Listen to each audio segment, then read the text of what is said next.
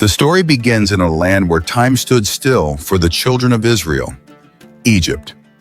Long ago, they came under the protection of Joseph, but centuries passed and a new king arose who knew nothing of Joseph. This Pharaoh saw the Israelites' numbers grow and feared they would rise against Egypt.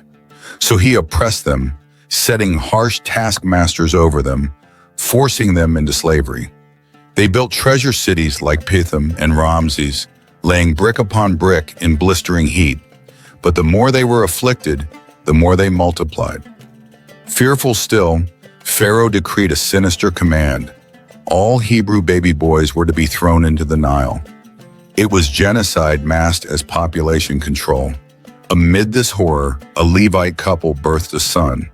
The mother hid him for 3 months until she could no longer keep him safe.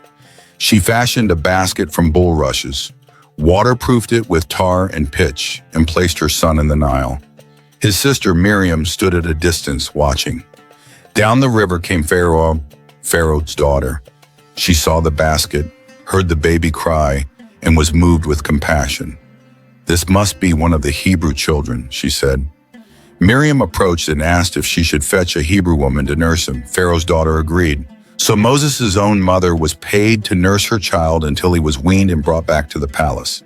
She named him Moses, drawn out of the water. He grew up in the splendor of Egypt, trained in all wisdom of the Egyptians, yet the blood in his veins was Hebrew. God's plan was in motion. Moses, now grown, went out among his people and saw their burdens. One day he witnessed an Egyptian beating a Hebrew. Looking both ways, he struck the Egyptian and buried him in the sand. The next day, he tried to intervene in a fight between 2 Hebrews, but one retorted, "Who made you a prince and judge over us? Will you kill me as you did the Egyptian?" Moses was afraid. Pharaoh heard of the matter and sought to kill him, so Moses fled to Midian. There he sat by a well and helped defend 7 daughters of the priest of Midian from shepherds. Their father, Reuel, also called Jethro, welcomed him, and Moses married Zipporah, one of his daughters. They bore a son, Gershom, meaning, "I have been a stranger in a foreign land." Back in Egypt, the king died. The Israelites groaned under slavery and cried out. God heard. He remembered his covenant with Abraham, Isaac, and Jacob. One day, while tending Jethro's flock near Mount Horeb, Moses saw a bush engulfed in fire but not consumed. Curious, he approached. "Take off your sandals," said a voice, "for the place where you stand is holy ground." God introduced himself. "I am the God of your father, the God of Abraham, Isaac, and Jacob." Moses hid his face in fear. "I have seen the affliction of my people in Egypt," God declared. "I will send you to Pharaoh that you may bring my people out of Egypt." Moses protested, "Who am I to do this?" God said, "I will be with you." Still Moses questioned, "What if they ask your name?" God replied, "I am who I am. Tell them I am has sent you." God gave further signs, a rod that turned into a serpent, a hand that became leprous, then healed, water that turned to blood. But Moses still hesitated. "I am slow of speech," he said. God replied, "Who made man's mouth? I will help you speak." In anger, God allowed Aaron, Moses' brother, to speak for him. "You shall speak to him, and he shall be your mouth, and you shall be as God to him." And so Moses took his staff and returned to Egypt. The stage was set. With the command of God still echoing in his heart, Moses journeyed back to Egypt. He placed his wife and sons on a donkey and returned, holding tightly to the staff God had given him. As he went, God reminded him, "See that you perform before Pharaoh all the wonders I have given you, but I will harden his heart so that he will not let the people go." Before arriving, the Lord met Moses on the way and nearly killed him. But Zipporah, understanding the covenant, took a flint knife and circumcised their son. She touched Moses' feet with the foreskin and said, "Surely you are a bridegroom of blood to me." God spared him. The covenant was sealed again. Meanwhile, Aaron was instructed by God to go meet Moses in the wilderness. They embraced at the mountain of God. Moses told him all the Lord had spoken and the signs he was to perform. Together they entered Egypt and gathered the elders of Israel. Aaron spoke, and Moses performed the signs, the staff turning to a serpent, the leper's hand, the water becoming blood. The people believed. When they heard the Lord had seen their suffering, they bowed and worshipped. Their hope rekindled, Moses and Aaron approached Pharaoh. Thus says the Lord, the God of Israel, let my people go, that they may hold a feast to me in the wilderness. Pharaoh scoffed, Who is the Lord that I should obey his voice? I do not know the Lord, nor will I let Israel go.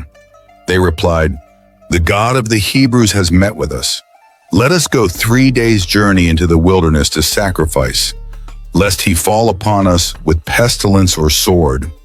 But Pharaoh was unmoved. Why do you take the people from their work? Get back to your burdens. That same day he ordered the taskmasters, You shall no longer give straw to the people to make bricks as before. Let them gather it themselves, but you shall still require them to make the same number of bricks. They are idle. That is why they cry out. The Israelites scattered through Egypt, gathering stubble. Their taskmasters beat them, demanding, Why have you not made your quota? The foreman of Israel cried to Pharaoh, but he said, You are idle. Go now and work. They turned to Moses and Aaron and said bitterly, May the Lord look upon you and judge.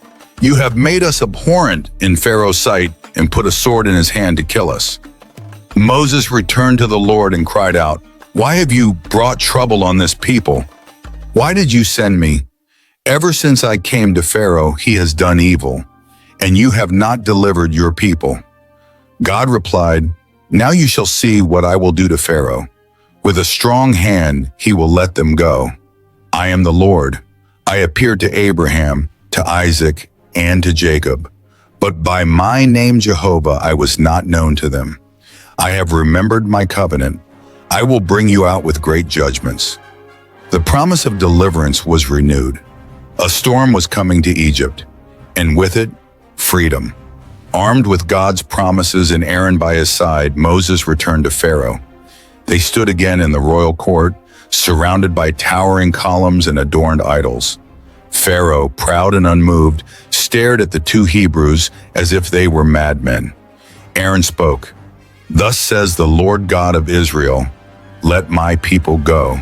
Pharaoh responded with scorn, Perform a miracle then. Moses nodded. Aaron threw down the staff, and it became a serpent. Pharaoh's magicians, Jans and Jambres, did the same with their enchantments. But Aaron's serpent swallowed theirs. Still, Pharaoh's heart was hard. The next morning Moses met him by the Nile. Thus says the Lord, By this you shall know I am the Lord. Moses struck the waters with his staff, and the Nile turned to blood. Fish died, the river stank, Egypt's lifeblood was cursed. For 7 days the water remained blood. Yet Pharaoh's magicians mimicked the sign. Pharaoh turned away, hardened in heart. God told Moses, Go again. Moses stretched his rod over the waters. Frogs swarmed out, into houses, into beds, ovens, and kneading bowls. Egypt was overcome. Pharaoh called for Moses and Aaron, Entreat the Lord to remove the frogs, and I will let the people go. Moses prayed. The frogs died, but Pharaoh hardened his heart again. Next came lice. Aaron struck the dust, and it became lice on man and beast. The magicians tried but failed. This is the finger of God, they confessed. Still, Pharaoh's heart remained stone. Then came the swarms, dense and dark. God told Moses, I will make a distinction. In Goshen, Baimayam, Goshen, where my people dwell, no fly shall be. So it was. Egypt writhed under the buzzing plague while Goshen remained untouched. Pharaoh summoned Moses. Go, sacrifice in the land. No, Moses answered. We must go 3 days into the wilderness. Pharaoh relented. But when the flies vanished at Moses' prayer, he again broke his word. Then the livestock plague struck. Horses, donkeys, camels, oxen all died. But in Israel, not one beast perished. Pharaoh investigated. Goshen stood whole, yet he refused to yield. Then came boils. Moses and Aaron threw ashes from a furnace into the air, and sores broke out on all Egyptians, even on the magicians. Still Pharaoh would not listen. God declared, "I have raised you up to show my power." Then came hail, fiery hail with thunder never before seen in Egypt. It crushed trees, killed livestock in the fields, shattered hopes. Only in Goshen did peace reign. Pharaoh cried out, "I have sinned. The Lord is righteous." He begged for it to stop. Moses lifted his hands and the hail ceased. But Pharaoh again hardened his heart. 8 plagues had come. Egypt trembled. Israel waited. The Lord sent locusts. Moses warned Pharaoh, "Let my people go, or locusts will cover the land." Pharaoh's servants begged, "Let the men go. Egypt is ruined." Pharaoh allowed only the men to go. Moses refused the compromise. So locusts came, consuming every green thing left from the hail. Pharaoh cried out, again admitting sin. Moses prayed. A west wind carried the locusts into the Red Sea, but Pharaoh would not let them go. Then God told Moses, "Stretch your hand toward heaven." Darkness fell, a darkness that could be felt. For 3 days no Egyptian moved, but the children of Israel had light in their dwellings. Pharaoh summoned Moses. "Go, serve the Lord, only leave your flocks." Moses refused. "Not a hoof shall be left behind," Pharaoh erupted. "Get away from me. You shall see my face no more." "You have spoken well," Moses answered. "I will see your face no more." But God had one final plague. He told Moses, "I will strike the firstborn in the land of Egypt, man and beast. Then Pharaoh will let you go." Moses warned Pharaoh, "About midnight, every firstborn shall die, from the throne to the dungeon. But not a dog shall growl against Israel. You shall know the Lord makes a distinction." He left Pharaoh in great anger. Egypt awaited a night that would change history forever. As darkness settled over Egypt and dread hung in the air, the Lord spoke intimately with Moses and Aaron. This moment would be marked forever. "This month shall be unto you the beginning of months," God said. "It shall be the first month of the year to you." The people were to prepare. On the 10th day of the month, each family would choose a lamb, without blemish, a male of the first year. If the household was too small for a whole lamb, neighbors were to share. Nothing would be wasted. The lamb was to be kept until the 14th day, then slaughtered at twilight. Its blood was to be applied with hyssop to the doorposts and lintels of every Hebrew home. "The blood shall be for a token upon the houses," said the Lord. "When I see the blood, I will pass over you." That night the people were to eat the lamb roasted with fire, along with bitter herbs and unleavened bread. None of it was to be left till morning. If any remained, it was to be burned with fire. And they were to eat in haste, loins girded, sandals on their feet, staff in hand. It was the Lord's Passover, Pesach, a night like no other. "This night I will pass through Egypt," God declared. "I will smite all the firstborn in the land, both man and beast. Against all the gods of Egypt, I will execute judgment." The people listened, hearts pounding. Mothers whispered to children. Fathers tied sandals with trembling hands. Elders walked from house to house to ensure none had forgotten the instructions. The suspense thickened like smoke. God commanded them to keep the feast as a memorial forever.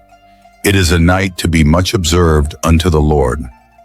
The first Passover was about to begin, and deliverance was close at hand. Midnight came, cloaked in unnatural stillness. Not a breeze stirred. The moon hung high, watching the land. Inside Hebrew homes, families gathered close. Children nestled into their parents' arms, hearts beating fast. The scent of roasted lamb and unleavened bread filled the air. Blood streaked the doorposts in deep red, a sacred shield. Then it happened. An invisible force moved through the land, swift, silent, and final.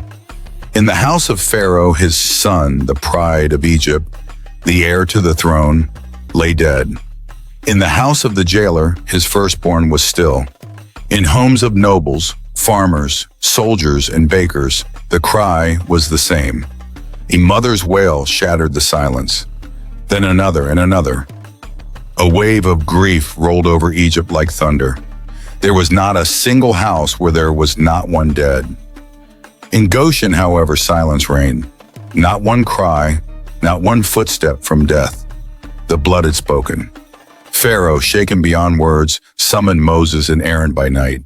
His eyes were hollow and his voice trembled. "Rise up," he said. "Go out from among my people. You and the children of Israel. Go, serve the Lord as you have said. Take your flocks, your herds, be gone, and bless me also." The Egyptians urged the people to leave quickly.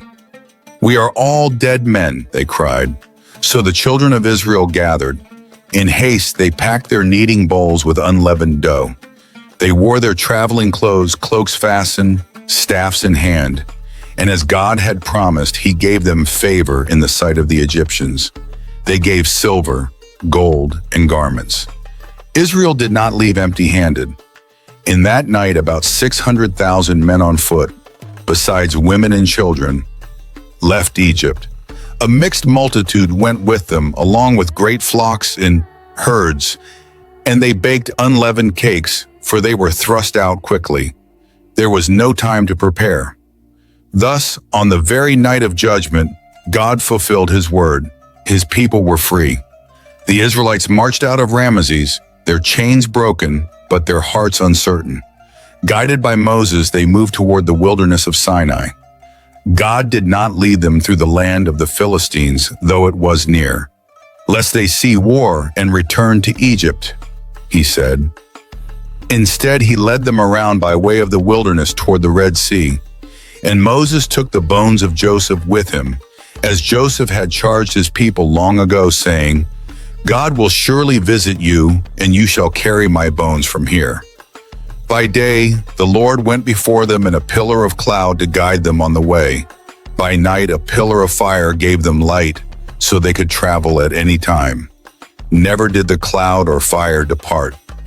Soon the Lord told Moses, "Turn back and encamp by the sea." God would harden Pharaoh's heart once more, so that he might be honored in Pharaoh's defeat. Sure enough, Pharaoh's heart changed. "What have we done?" he asked. "Why have we let Israel go?"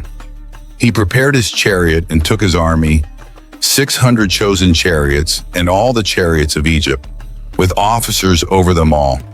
They pursued Israel and overtook them encamped by the sea. When the Israelites saw the dust of Egypt rising in the distance, they were terrified. They cried out to Moses, "Was it because there were no graves in Egypt that you brought us to die in the wilderness?" Moses replied, "Do not be afraid. Stand still and see the salvation of the Lord. For the Egyptians whom you see today, you shall see no more forever." And the Lord said to Moses, "Why do you cry to me? Tell the people to go forward." Then came a miracle none could imagine. As Pharaoh's army approached, the children of Israel lifted their eyes, and behold, the Egyptians marched after them. They were sore afraid. "Because there were no graves in Egypt," they cried, "hast thou taken us away to die in the wilderness?" But Moses stood firm. He stretched forth his hand over the sea, as the Lord commanded. "Fear ye not," he said. "Stand still and see the salvation of the Lord, which he will show to you today. For the Egyptians whom ye have seen today, ye shall see them again no more forever." Then the angel of Goshen, which went before the camp of Israel, moved and went behind them. The pillar of cloud moved from before them and stood behind them, coming between the Egyptians and the camp of Israel. And it was a cloud and darkness to them, but it gave light by night to these, so that the one came not near the other all the night. Moses stretched out his hand over the sea, And the Lord caused the sea to go back by a strong east wind all that night. The waters were divided, and the children of Israel went into the midst of the sea upon dry ground. And the waters were a wall unto them on their right hand and on their left. Pharaoh's army pursued them, his horses, his chariots, and his horsemen. In the morning watch, the Lord looked down upon the host of the Egyptians and troubled the host. He took off their chariot wheels. "Let us flee from the face of Israel," they cried, "for the Lord fighteth for them against the Egyptians." Then the Lord said to Moses, "Stretch out thine hand over the sea, that the waters may come again upon the Egyptians." Moses obeyed. The waters returned and covered the chariots, the horsemen, and all the host of Pharaoh that came into the sea. There remained not so much as one of them. But the children of Israel walked upon dry land. Thus the Lord saved Israel that day out of the hand of the Egyptians. And Israel saw the Egyptians dead upon the seashore. When Israel saw the great work which the Lord did upon the Egyptians, the people feared the Lord and believed in the Lord and in his servant Moses. And then, on the other side of the sea, a song arose. The wind had barely settled over the Red Sea when the children of Israel looked behind and saw no trace of their enemies. Only the sea, now calm, hiding the bodies of Pharaoh's men. They stood in stunned silence, hearts still racing from the night of terror and triumph. Then slowly, a new sound began to rise, not of fear, but of joy. Moses stepped forward, arms lifted, his voice breaking into song. The people followed, and together they sang of the Lord's glory, his triumph over Egypt, his power that had dashed the enemy in pieces. The Lord is my strength and my song. He has become my salvation. From every mouth poured praise, a cathartic cry of release after centuries of bondage. The burden had lifted. The chains were broken. They were a free people. Miriam the prophetess, Moses' sister, took her tambourine and led the women in dance. They repeated the chorus, voices blending in rhythm, feet kicking up sand in a celebration like none they had ever known. The people of Israel, once slaves, were now singing, laughing, praising. But freedom would quickly test them. They journeyed into the wilderness of Shur, heading eastward into barren land. For 3 days they found no water. The heat was punishing. The joy of the song faded as tongues dried and children cried. Then, finally, they reached water. But it was Mara, the bitter place. The water stung their lips and turned their joy to grief. Frustration turned to blame. "Why did you bring us here, Moses? To die of thirst." Moses went to the Lord. Quietly, earnestly, he prayed. And the Lord showed him a nearby tree. Moses broke off a branch and cast it into the water. In an instant, the bitterness vanished. The people drank, relief washed over the camp. It was more than just physical refreshment, it was a test. There at Mara, God made a statute and an ordinance. If the people would diligently listen to his voice, keep his statutes, and follow his ways, he would protect them from the diseases of Egypt. It was a covenant of trust, a call to obedience born out of deliverance. From Mara, the Israelites traveled to Elim, a place of surprising abundance. 12 wells of water, one for each tribe. 70 palm trees, symbolizing rest and completeness. There they camped, rested, and replenished. It was a taste of God's promise, provision in the wilderness, refreshment after bitterness. The lessons were beginning. They had seen the Lord's power and judgment. Now they would learn his discipline and freedom. From the song of the sea to the sweetness of Elim, the journey of transformation had truly begun. When the cloud lifted again and the command came to move forward, the people left Elim with full water skins and renewed spirits. Yet the harsh winds of the wilderness were waiting. As they entered the wilderness of Sin, a bleak and barren land between Elim and Sinai, the thrill of freedom began to wane beneath the gnawing pain of hunger. It had been weeks since they crossed the sea, and their store of food had dwindled. Mothers held limp infants. Elderly men walked slower. Every tent echoed the same rising complaint. Would that we had died by the hand of the Lord in Egypt. Their voices, once raised in praise, now turned bitter. At least in Egypt, we sat by meat pots and ate bread to the full, they murmured. But you have brought us out into this desert to kill this whole assembly with hunger. The accusation stung Moses deeply. He turned his face to the sky, but the Lord had already seen, already heard. That night he spoke to Moses with clarity. I will rain bread from heaven for you. The people shall go out each day and gather enough for that day. On the sixth day, they shall gather twice as much. It was not just provision, it was instruction, a test of trust, discipline, and dependence. Moses and Aaron stood before the people the next morning. In the evening you will know that it was the Lord who brought you out of Egypt. And in the morning you shall see the glory of the Lord. He has heard your grumbling. Evening came, and with it a low rustling sound over the horizon. A flock of quail descended, covering the camp. The people gathered meat with eager hands, roasting it quickly, satisfied for the first time in days. But dawn brought a greater wonder. When the dew lifted, a thin frost-like substance covered the ground. It was white, fine, and mysterious. The people stared at it, bewildered. What is it? They asked. Moses answered, It is the bread the Lord has given you to eat. Each family gathered according to need, an omer per person. Some collected more, others less, but when they measured it, all had enough. No one lacked. But those who disobeyed and tried to store extra found it rotted by morning, swarming with worms. Every morning it appeared fresh, but by midday the sun melted it away. Day by day the people learned to trust.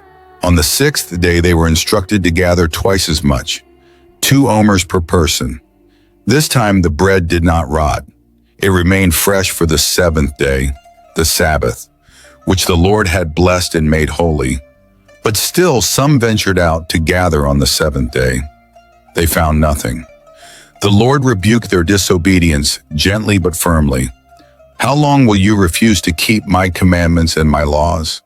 So the people rested. They learned to work for 6 days, then rest on the 7th. A rhythm was born.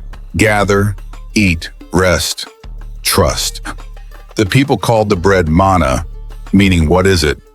It was like coriander seed, white, and tasted like wafers made with honey.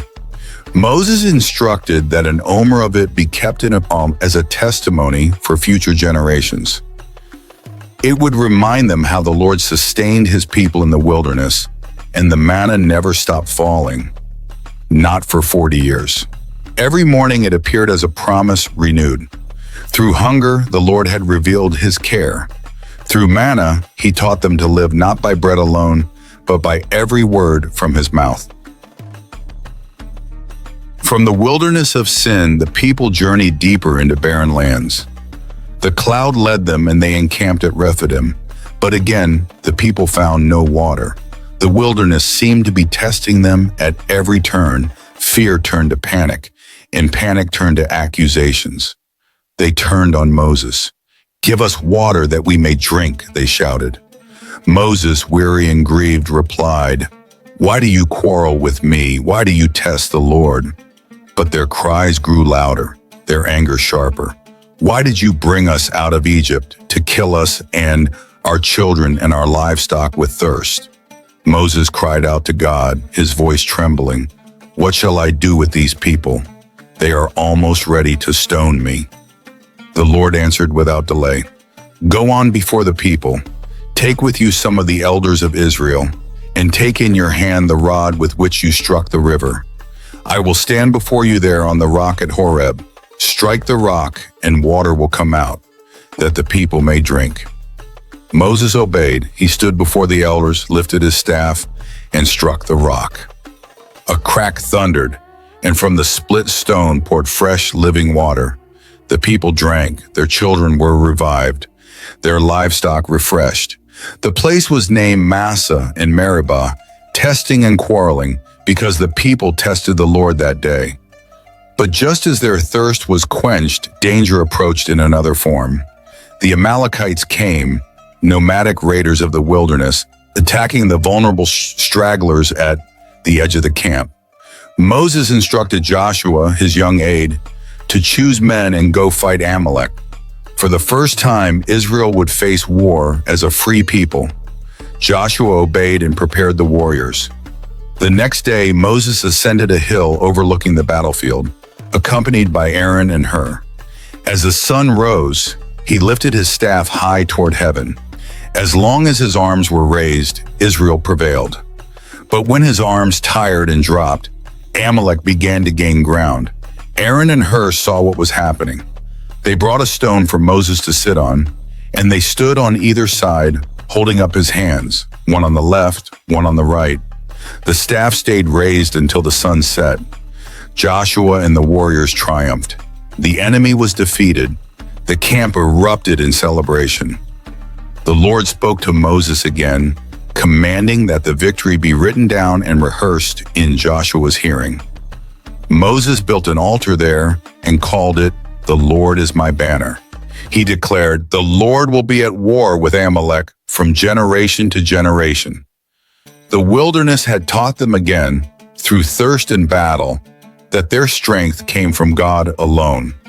Soon after the battle, word reached Moses that his father-in-law Jethro, the priest of Midian, was coming to visit. With him were Moses' wife Zipporah and their 2 sons. It had been many months since Moses had seen them. When they arrived, Moses went out to meet them, bowing and embracing his father-in-law.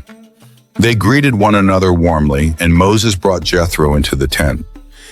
There he shared all the Lord had done, how he delivered Israel, humbled Egypt, parted the sea, and provided water and food.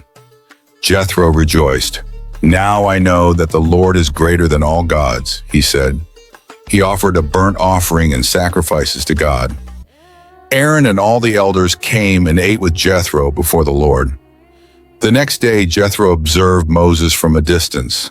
From morning until evening, Moses sat judging the people. Long lines stretched before him as the people brought every dispute and question to him alone.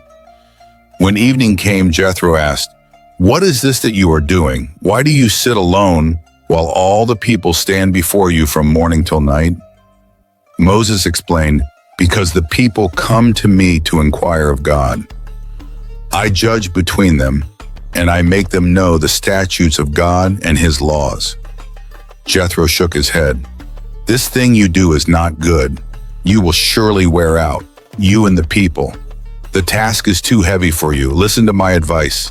Select capable men, God-fearing, trustworthy, and hating dishonest gain. Place them as rulers of thousands, hundreds, fifties, and tens. Let them judge the smaller matters, but bring the hard cases to you." Moses listened. He chose wise men from among Israel and made them heads over the people. The burden was shared, and peace returned to the camp. Jethro blessed them and returned to his own land. Moses had learned not just how to lead with strength, but also with wisdom and delegation. The journey toward the mountain of God continued. The journey toward the mountain of God was unlike anything Israel had experienced.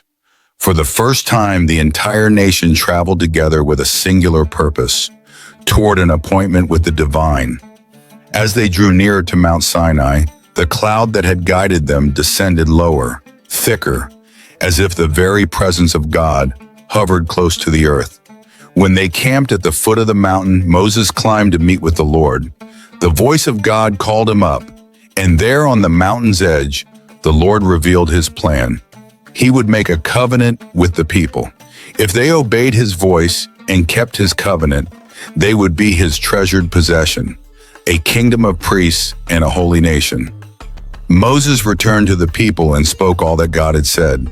The people answered together, "All that the Lord has spoken we will do." Their voices echoed off the rocks with sincerity, though none yet understood the weight of those words. Then the Lord said to Moses, "Go to the people and consecrate them today and tomorrow. Let them wash their garments and be ready for the third day. For on the third day, the Lord will come down upon Mount Sinai in the sight of all the people. Boundaries were set.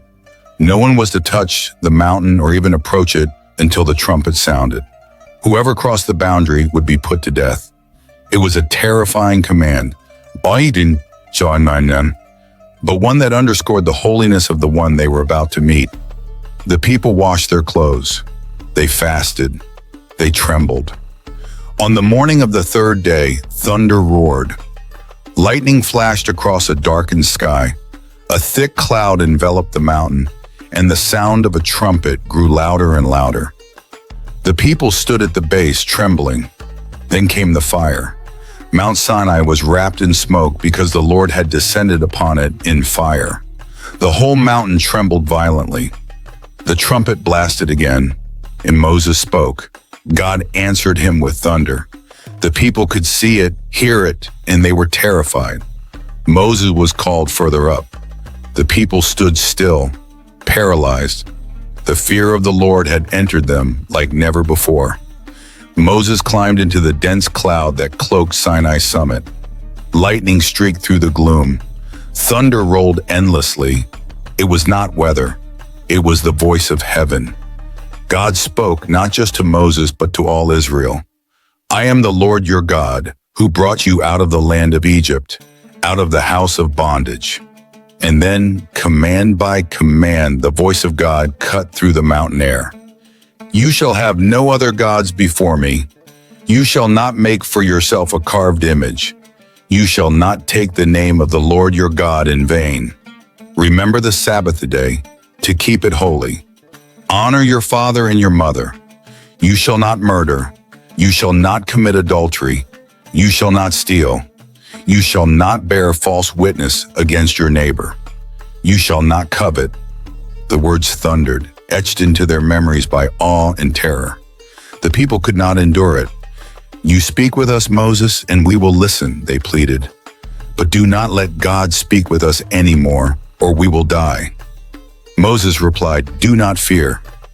God has come to test you, so that the fear of him may be before you, and that you may not sin. Then Moses alone drew near the thick darkness where God was. There the Lord expanded on his commandments, giving Moses laws for justice, for worship, and for community life, how they were to treat the stranger, the widow, the fatherless, and each other. He gave instructions for altars, sacrifices, and sacred times. Every detail was holy. Every word dripped with the authority of heaven. When Moses came down to speak, the people listened. Their hearts were still trembling, but they had heard the voice of God. No other nation could claim such a thing, and it marked them forever. Days passed at the foot of Mount Sinai. The smoke still rose from the summit. The people remained encamped, surrounded by the echoes of God's thunder and the reminders of his law. Moses went up again into the mountain, this time to receive the covenant in full.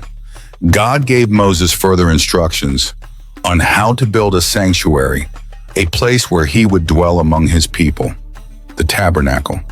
Every detail was precise: the measurements, the materials, the colors, the Ark of the Covenant, the table of showbread, the golden lampstand, the altar, the courtyard, the priestly garments. It was sacred architecture, not just of stone and cloth, but of divine presence. Moses wrote down all the words of the Lord. Early the next morning, he built an altar at the foot of the mountain and set up 12 pillars, representing the 12 tribes of Israel. Young men offered burnt offerings and sacrificed peace offerings of oxen to the Lord. Moses took half of the blood and put it in basins. The other half he sprinkled on the altar. Then he read aloud the book of the covenant to the people, and they responded, as one voice, "All that the Lord has spoken, we will do, and we will be obedient." Then Moses took the blood in the basins and sprinkled it on the people. "Behold the blood of the covenant that the Lord has made with you in accordance with all these words." It was a sacred moment. The covenant was sealed, not just in words, but in blood. Then something extraordinary happened. Moses, Aaron, Nadab, Abihu, and 70 elders of Israel ascended partway up the mountain, and they saw the God of Israel. Under his feet was something like a pavement of sapphire stone, clear as the sky, and they ate and drank in his presence, and the Lord did not stretch out his hand against them. It was a meal of communion, a moment of peace. God had drawn near, and Israel had not been consumed. Then the Lord called Moses higher. "Come up to me on the mountain and wait there, that I may give you the tablets of stone, with the law and the commandments that I have written for their instruction." Moses rose with his assistant Joshua and went up. He told the elders, "Wait here for us until we return. Aaron and Hur are with you. If any dispute arises, let them decide." Moses went further up into the cloud. The mountain blazed with fire. For 6 days the cloud covered Sinai. On the 7th day the Lord called to Moses from within the cloud. To the people watching below, the glory of the Lord was like a devouring fire. Moses entered the cloud and went up, and he remained there for 40 days and 40 nights. While Moses communed with God atop the mountain, the people below grew restless. The days turned into weeks, and still Moses did not return. Fear crept in. Doubt took root. They gathered around Aaron. "Make us gods who shall go before us.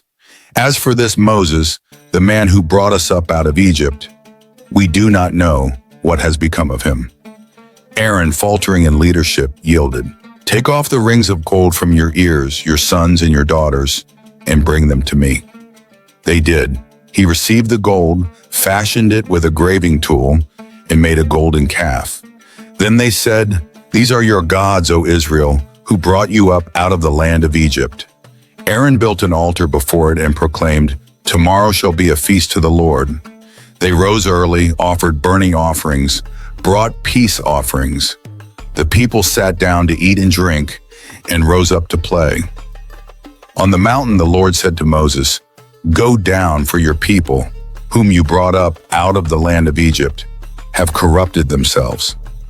God's anger burned hot. "Now therefore let me alone, that my wrath may burn against them, and I may consume them. But I will make of you a great nation." But Moses pleaded, "Why should your anger burn against your people, whom you brought out with great power and a mighty hand? Turn from your fierce wrath and relent from this disaster." And the Lord relented. Moses descended the mountain, carrying the 2 tablets of the covenant in his hands. As he neared the mount, he heard singing and saw the golden calf and the people dancing. His anger flared. He threw down the tablets and shattered them at the foot of the mountain. He seized the calf, burned it, ground it to powder, scattered it on the water, and made the Israelites drink it. He turned to Aaron. "What did these people do to you that you led them into such great sin?" Aaron replied, "You know the people, they are set on evil. They said, 'Make us gods.'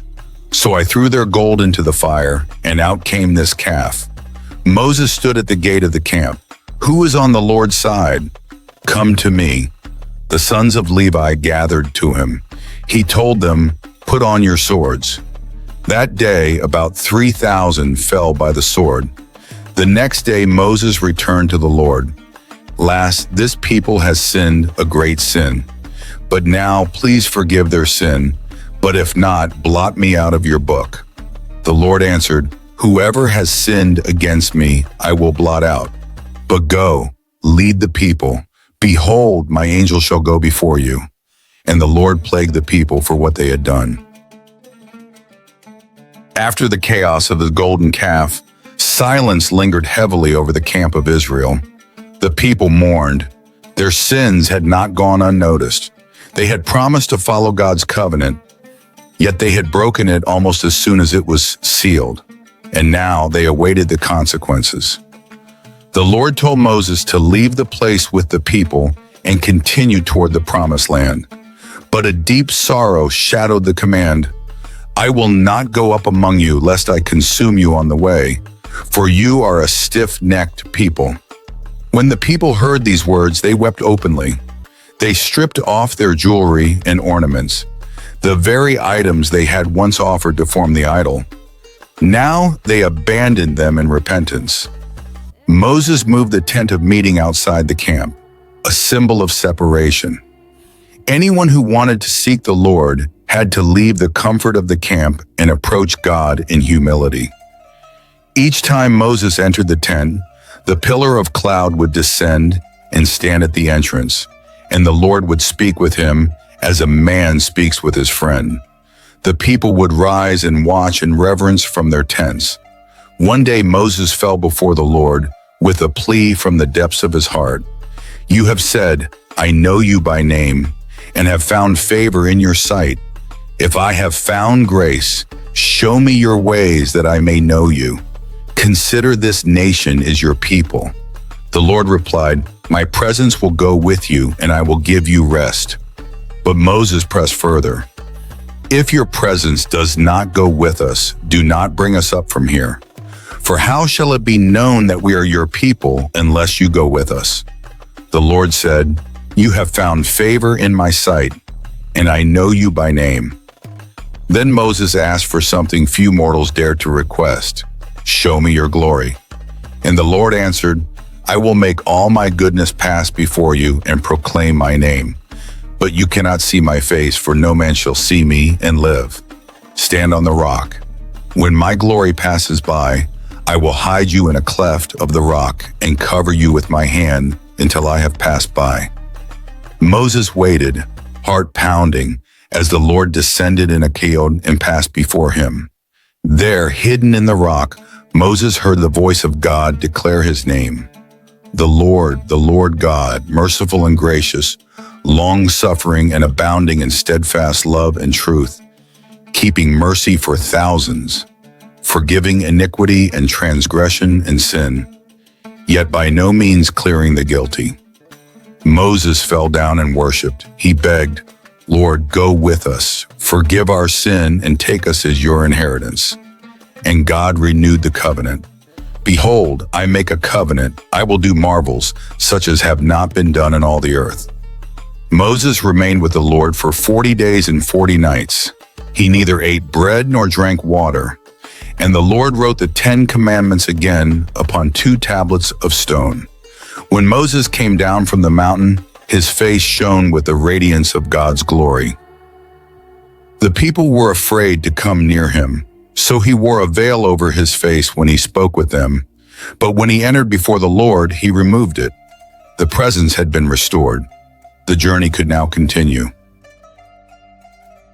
With the covenant renewed and the presence of God once more dwelling among them, the people began preparations to build the tabernacle as instructed.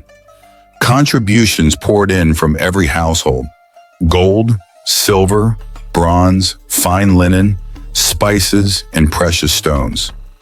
The artisans, craftsmen, and women whom the Lord had filled with wisdom and skill began their sacred work. Bezalel, of the tribe of Judah, was appointed as chief artisan, and Oholiab from the tribe of Dan assisted him. Every loop, clasp, and board of the tabernacle was crafted with reverence. Curtains were woven with cherubim, altars were constructed, utensils shaped, garments sewn, all as the Lord had commanded. Finally, the tabernacle was set up, and on the day it was raised, the cloud covered the tent of meeting, and the glory of the Lord filled the tabernacle. Moses could not even enter because the clouds settled upon it, and the presence was overwhelming. From that day forward, whenever the cloud lifted from the tabernacle, the Israelites set out, and when the cloud settled, they camped. The Lord was with them, visible by day in the cloud, and by night as fire. They moved on from Sinai, headed toward the land that had been promised to their ancestors, Abraham, Isaac, and Jacob. They were no longer slaves, but a people formed and refined by fire, covenant, and the voice of the Almighty. Though many trials still lay ahead, they had seen what no nation had seen. They had heard what no ear had heard. They had stood at the mountain of fire, trembled at the voice of the Eternal, broken his covenant, and been forgiven. They were a people marked by mercy, by law, by blood, and by the glory that led them onward.